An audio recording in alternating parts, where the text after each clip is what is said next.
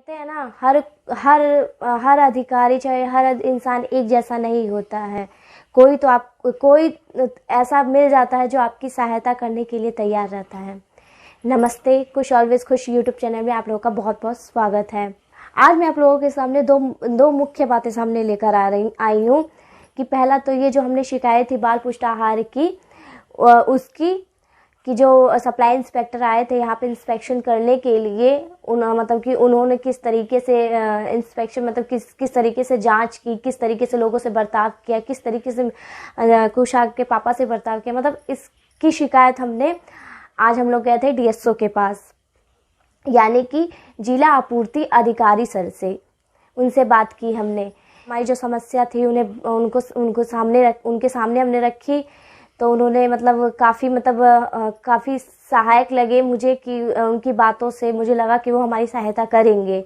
उन्होंने मेरी बात सुनी। उन्होंने मुझसे पूछा कि आपकी जो मेन प्रॉब्लम है, आपकी जो परेशानी है वो क्या है। तो मैंने बताया कि मेरी परेशानी कुछ नहीं है सर, बस हमारी परेशानी ये है कि हमारे बच्चों को मतलब कि राशन नहीं दिया जाता है, टाइम पर नहीं दिया जाता है, और जो उसको कोटेदार से जो राशन मिलता है वो तो मिलता ही नहीं है।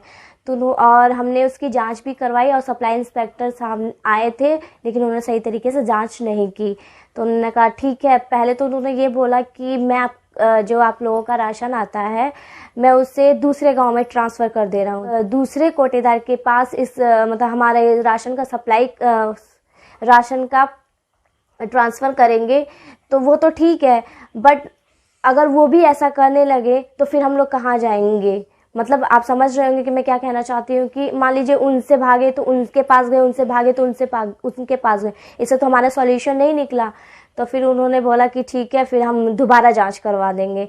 हमने फिर उन्हें बताया भी था कि सप्लाई इंस्पेक्टर आए थे, जांच सही तरीके से, तो उन्होंने ये भी कहा कि ठीक है, हम मतलब वो जो आपकी जांच करने के लिए वहाँ जाएंगे कोटेदार का, वो दूसरे इंस्पेक्टर जाएंगे, उन्हें नहीं भेजा जाएगा। दूसरा, जो हमारे फैमिली में धमकियाँ दी जा रही थी कि मारने की या मतलब जो भी करने की फैमिली मेम्बर्स को, या कुशाग्र के पापा की या कुश के पापा को, उसकी शिकायत हमने एसएसपी सर से यानी कप्तान सर से और जिलाधिकारी सर से बाय पत्र हमने उन्हें कर दी है। और उनको ये कह दिया है कि हमारे घर में अगर कोई भी लड़ाई होती है, मतलब कोई भी अगर बाहर से कोई लड़ाई होती है या हमारे घर में किसी को मारा जाता है, हमारे घर में मतलब कि अगर कोई भी घटना घटती है तो इसकी जिम्मेदारी उपरोक्त जो हमने उसमें पत्र में नाम दिया है उन्हीं की है। बाकायदा जो हम बता रहे थे आपको कि वॉइस रिकॉर्डिंग है इसकी भी हमने बता दिया कि अगर उन अधिकारियों को अगर इसकी वॉइस रिकॉर्डिंग चाहिए तो वो भी हमारे पास है, ये भी हमने उस पत्र में लिख दिया है।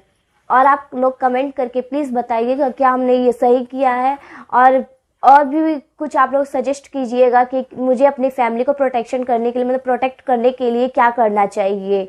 बाकी अपना प्यार खुश पर ऐसी बनाए रखिएगा आप लोगों के रहते। और कहते हैं ना, भगवान की कृपा, वैसे तो मैं ज़्यादा मानती नहीं हूँ क्योंकि मेरे साथ ही ऐसा कर दिए हैं कि उन्हें जितना मैं उन्हें मानती थी अब मैं उतना मानती भी नहीं हूँ, लेकिन फिर भी कहती हूँ कि भगवान की कृपा खुश पर बनी रहे।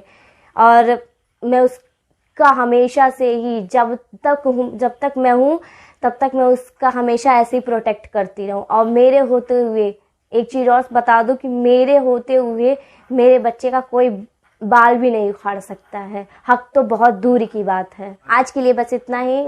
आप लोग अपना ख्याल रखिएगा, खुश रहिए। नमस्ते।